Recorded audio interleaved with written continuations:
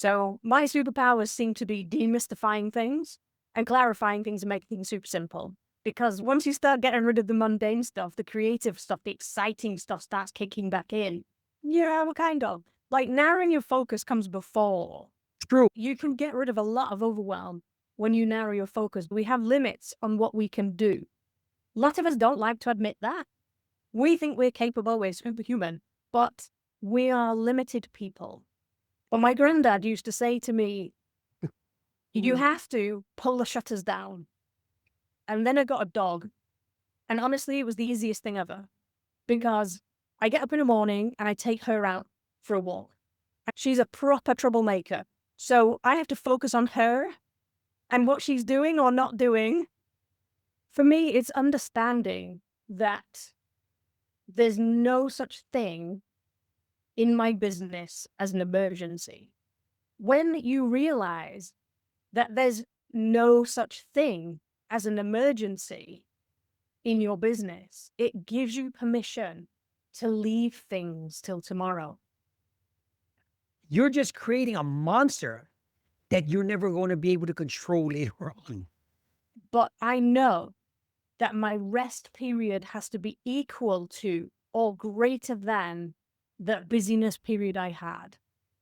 Because if I don't recharge, I'll just burn out. Because if not, you will burn out because you will lose your essence. You will lose you. And if you don't have you don't have a business. So if your boundaries are about time, then I would highly recommend that you start making your boundaries about your energy as well as your time. Yes. But if you know yourself and how you are, then, I mean, I didn't know I was introvert until I was 45.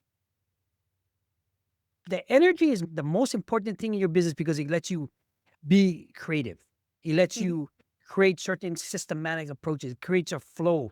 And you're just burnt out by overwhelm and you don't understand your own uniqueness.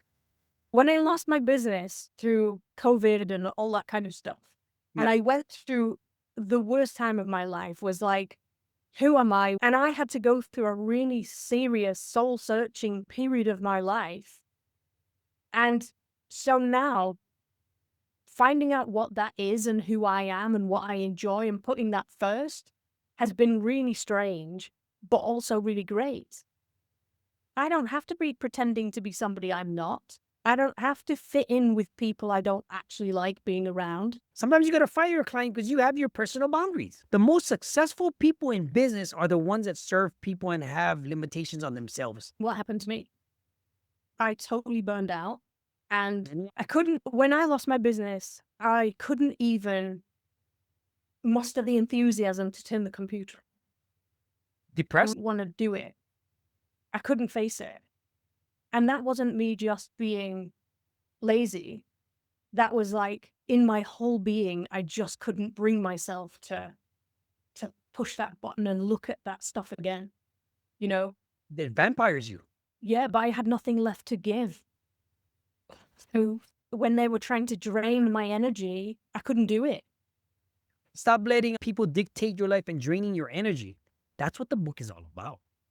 And then they stopped caring about the thing that they were so passionate about because they were so overwhelmed by all the stuff that they buried under.